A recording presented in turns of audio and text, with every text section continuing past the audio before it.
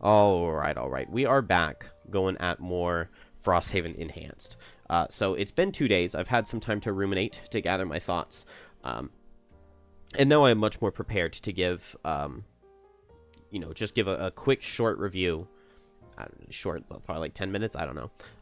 We'll go through, the pros, the cons that I have, and then my very selfish wish list, or, what I would change, what I would like to see changed.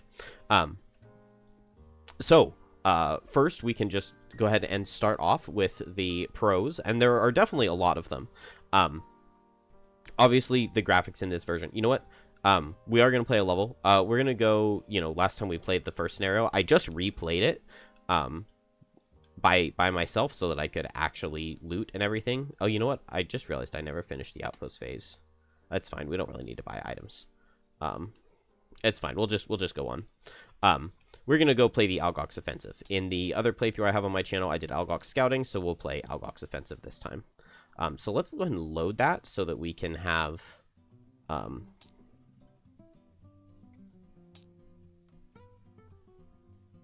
we go. Algox Offensive. So that we can have monsters to look at and to make examples of. So the first thing I want to say, okay, well, we're loading and I'm recording, so it's gonna take a little bit, but we'll get there. Oh. So the resolution is a lot better on these things. Overall, things just look a lot better than they do in Assisted Frosthaven. All of the enemies and everything like that, they have like thickness to the cardboard rather than just being like a 2D print.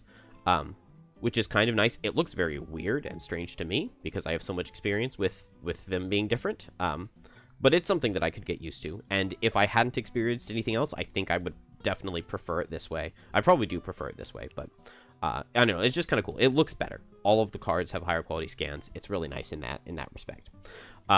Everything is built into the mod, which is nice. You don't have to have a second monitor or look at a different screen, or when I'm recording a video, I don't have to downscale into a more square resolution so that I can have two programs up on the screen but then have black space, and it's nice to have it all in one place. I know a lot of people with the other version had messaged me saying like, hey, I can't get it connected to Xhaven, or I'm trying to play multiplayer and one of us can connect but the other person can't join. So this fixes all of those issues, which I know were plentiful. I mean, I got dozens of comments with people having those same issues. The scripting from everything that I have seen has worked really well in the other version, especially once you get into some of the later campaign missions. Whenever there's something that's maybe a little bit more busy in the scripting area, it gets messed up. So let me turn this down slightly. It's a higher energy song. So it's very nice to not have to worry about that. I obviously haven't tested every scenario. I've only tested 3 to this point, but I know that there are people actively working on this. So if we find a level that's like really messed up, I'm confident that it will be fixed, which is very nice. Whereas the other version, I know, there was a level that was broken 9 months ago that's still broken, that you have to manually work around to get it to work. My absolute favorite thing in this version is this context menu, I think is what it's called. There's a hotkey for it. You can just whoops. There we go. You can just right-click and come to Apply Condition and open it, or there's a hotkey for it. I switched mine to V, and then, you can just poison and wound this guy real quick. You don't have to go to any other screen. You don't have to do anything. It's really nice. I really like that. And that's basically it. I mean, I think the town... so one other thing that this version does much better than the Assisted Frosthaven, things are kept a secret from you. You can't just really... I mean, you could go and look through this locked item section, but, it unlocks it in a very nice, neat, and orderly way when you do whatever is required to unlock them. So it's very easy to keep yourself spoiler-free in this version because of the way things are locked behind other things, which is nice. So I know from comments on my previous video that I was not messing anything up with the looting. I believe they said that they are actively working on integrating looting so that it can be automatically done, I think. Maybe that's just my wishful thinking that was said, but I do believe that was said, that they are working on improving the looting so that it doesn't have to all be done manually. It's not a big deal.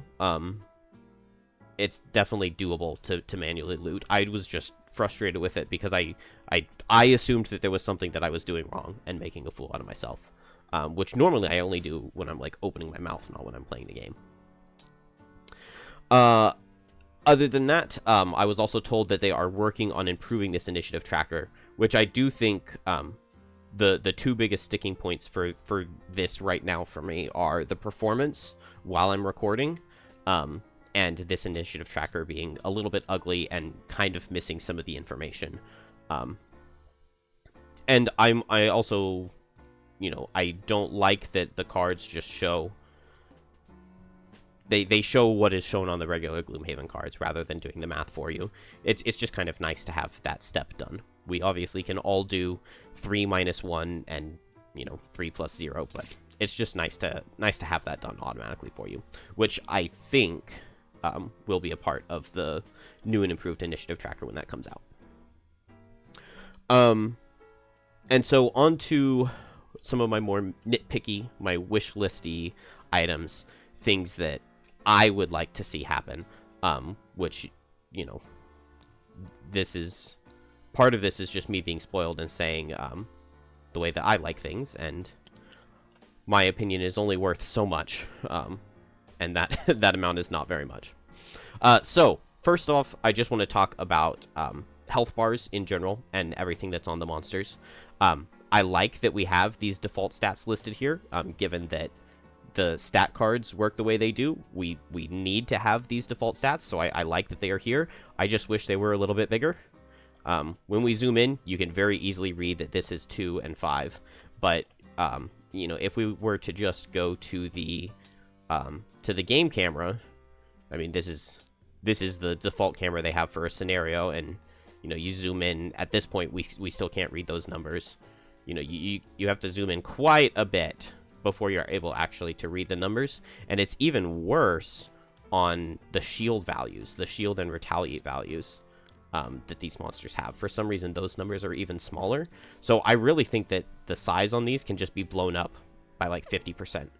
I mean, you know, we could double the size on these numbers and double the font, the size on that number 1, and I think that would be quite helpful.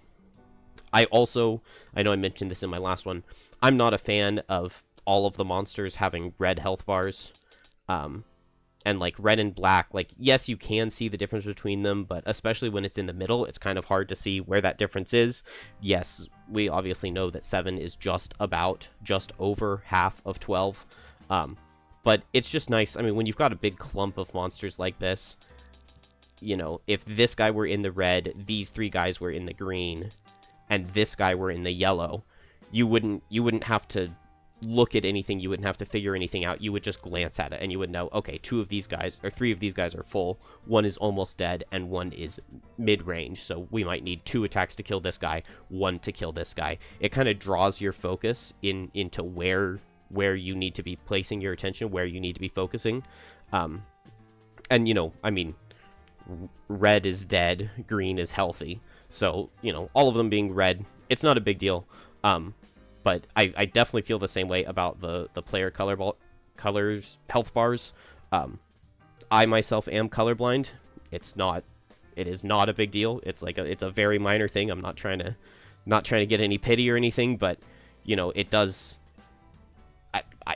For me, it's just nice when we use kind of the more default system of green, yellow, and red for health bars. When I was doing my testing, trying to compare the performance on this one and the other version, I went back this morning and I played a scenario on assisted Frosthaven, and the health bars do the colored thing, and it was so much nicer. I mean, it felt so much easier to just understand things at a glance. And I really don't see any benefit to having colored health bars here. But that's my opinion, and I could be in the minority. I don't know. Okay, larger icons for the retaliate and stuff. So the next thing, I would absolutely love the ability to edit these cameras. You know, when we go to player 1's camera, this is okay. I would like it if it were a little bit lower so that we could see the bag items and we don't really miss anything up here. I also don't like the angle being so top down. I like it more slanted. So if I could just edit camera 1 to be right here so that I can see my active cards, I can see my played cards, or, you know, maybe I would set it down here or something, but I would just change the angle. It would just be really nice if we could edit these default cameras, because every time I switch characters, it's giving me this camera, and, you know, it's just a little bit frustrating to switch characters, have the screen jump, and then I have to switch the camera again after switching characters. So it would be very nice to be able to set the cameras myself. Oh, this is not something that's in my notes, but, oh, okay. Well, never mind. I take it back. On the last scenario I played, this enemy interface button just didn't work. No matter what I did, it wouldn't do anything. But now that I've loaded a new scenario, it looks like it's fixed. So, not a big deal. What did I have next? So I would love it. So I really like this little thing, this little island that we have right here for the monster and the ally attack modifier decks. It's, you know, it's very easy. You can easily see what's going on. You know, if we could just get that exact same thing right here for the players, we just need the draw and the shuffle buttons added here, because, you know, if I come here to see what cards I played on my Blinkblade for this round, and, you know, I would love to just be able to click my draw button to see the card come right here, rather than having to come all the way down to here. Not a big deal, and I do like having this player interface so that if we're looking at the map instead, we can draw an attack modifier. It would be nice if we could see the card rather than just the text for it, but not the end of the world. And this is just another nice quality of life thing. If we could just get a button right here that would flip the cards to used for us. Actually, you know, in this version, I really don't need this at 15 degrees, so we can probably go to 90 or maybe 45 so that we can do some diagonal angles. But now it'll be faster and easier to flip these. But still, I mean, we could just put a button right here that would flip them, and that would be quite nice. Once again, just like a quality of life thing that's not super necessary. Man, I had one thing that wasn't written down that I came up with while I was talking, and then I interrupted myself with my own stupid thoughts. One other thing that one other thing, you know, we've got this little island thing for the monster and the ally attack modifier decks. I wouldn't mind it if we had maybe a second version of the exact same player decks, just in this format, just right above the board. Or right to the side of the board or something. I don't know. It would be kind of nice to be able to see the board and click the draw button for the modifiers and see the modifier that gets drawn all at the same time, without having to be in multiple places at once. But that is basically it. You know, I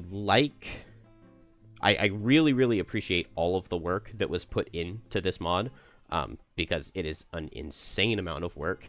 It's completely free, as long as you own Tabletop Simulator, which I don't really know or understand how or why that works. You know, I can at least say that I have purchased Gloomhaven, Frosthaven, and Jaws of the Lion myself. So I have at least spent a little bit of money. I've given a little bit of money to Cephalofair, but not that much. Not enough to justify being able to play this completely for free. So I definitely do appreciate all of the work that went into it. And right now, if I had to pick a version to play, I would still play the assisted Frosthaven version. But I'm also 100% confident that a couple months down the line, I don't know, the time frame. It might be 3 months, it might be 6 months, it might be a year. I'm 100% confident that this will be the definitive best version of Frosthaven on Tabletop Simulator. And that's that. I don't know if I should upload that as its own video or just go and play this level now. I don't know.